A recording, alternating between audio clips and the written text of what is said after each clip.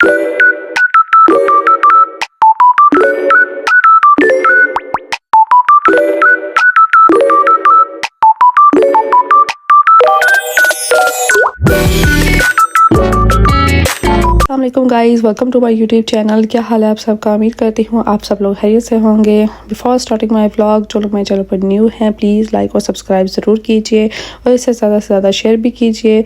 सो आज का डे जो है वो मेरा स्टार्ट हो चुका है। आज जो है मैं थोड़े टाइम के बाद व्लॉग जो है वो डाल रही हूँ यूट्यूब पर, क्योंकि जब गैप आ जाता है तो फिर बिल्कुल भी वीडियो एडिट करने का दिल नहीं करता। सो आज मैंने सोचा क्यों ना आज मैं वीडियो डाल ही दूँ। सो यहाँ पर आज मैं आई थी आर्यन के स्कूल उसको ड्रॉप करने के लिए। आज के व्लॉग में मैं आपसे शेयर करूँगी अपनी डेली रूटीन। सो यहाँ पर आर्यन को स्कूल छोड़ने आई थी। अब आर्यन की क्लास जो है, जैसा कि नेक्स्ट क्लास में प्रमोट हुआ है, उसकी क्लास भी चेंज हो चुकी है। अब फर्स्ट रूम को छोड़कर अब वो लास्ट वाले रूम में आ गया है। इनका शूज़ रैक वगैरह हर चीज़ टोटली चेंज हो चुकी है। अब डिफरेंट रूम में आ गए हैं। यहाँ पर आर्यन अपने शूज़ रखता है जो बाहर से पहन के जाता है, और क्लासरूम में इसके शूज़ जो है वो अलग से यूज़ होते हैं, जैसा कि मैंने आपको लास्ट टाइम बताया था कि स्कूल के अंदर वाइट शूज़ चलते हैं। आर्यन को स्कूल ड्रॉप करने के बाद यहाँ पर आ गई थी मैं हॉस्पिटल आर्यन की वैक्सीनेशन की अपॉइंटमेंट बुक करवाने के लिए, क्योंकि अब वो 3 साल का हो गया है। तो सेक्शन से 20 का कार्ड आ गया था कि अब इसकी 3 साल की एज की जो वैक्सीनेशन है अब वो स्टार्ट होने वाली है। सो यहाँ पर मैंने इसकी अपॉइंटमेंट बुक करवाई, और अब सैटरडे को ही आर्यन घर पर होता है। वीकडेज़ में टाइम नहीं मिलता क्योंकि वो भी नर्सिंग स्कूल होता है। सो अप्रैल में अवेलेबल नहीं मिल रही थी। सो मैंने मई की अपॉइंटमेंट जो है वो बुक करवाई। सो यहाँ पर जब वैक्सीनेशन शुरू होती है, यहाँ पर हर साल में इनकी वैक्सीनेशन चलती रहती है। यहाँ पर बच्चों की वैक्सीनेशन 5 साल तक चलती रहती है।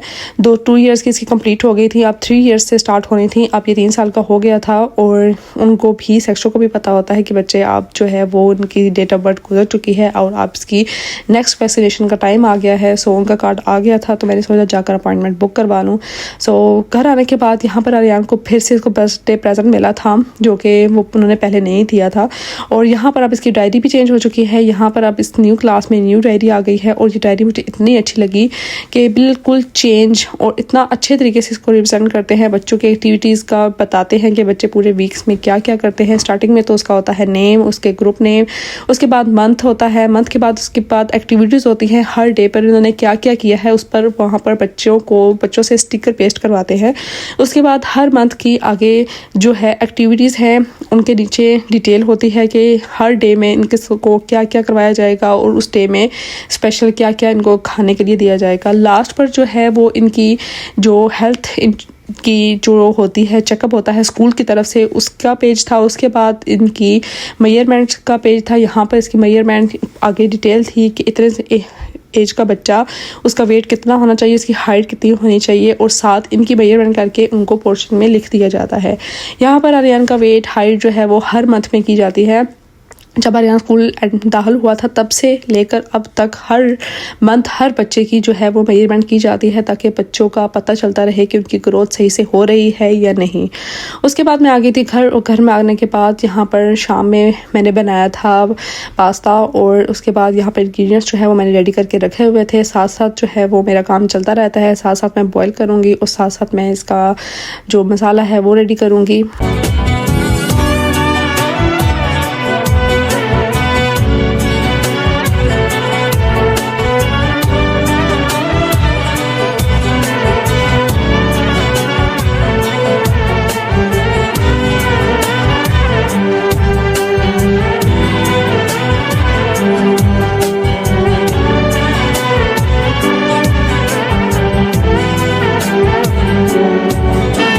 खाना मेरा मैं रेडी हो गया था, और उसके बाद हम लोग वीकेंड पर गए थे ग्रॉसरी वगैरह करने के लिए ट्रायल पर। सो यहाँ पर मैंने ट्रायल की कुछ वीडियो में की थी।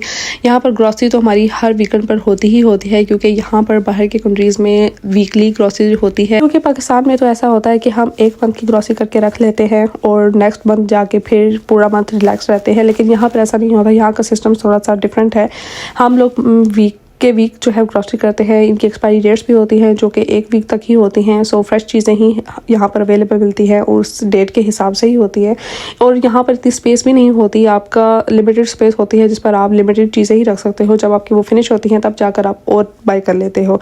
यहाँ पर बस कुछ ऐसा ही सिस्टम है। सो हमारा वीकेंड पर ये तो एक डेली ही टास्क है जो करने वाला होता है, मस्ट ही। और ग्रॉसरीज कंप्लीट करने के बाद हम लोग आ गए थे यहाँ पर बच्चों वाली शॉप पर। यहाँ पर आर्यन की कुछ एक दो चीज़ें चाहिए थी जो कि मुझे स्कूल में सबमिट करवानी थी। सो ट्रायल के साथ ही ये शॉप अवेलेबल थी तो हमने सोचा यहीं से बाय कर लेते हैं। सो यहाँ पर अब हम आए थे आर्यन के लिए।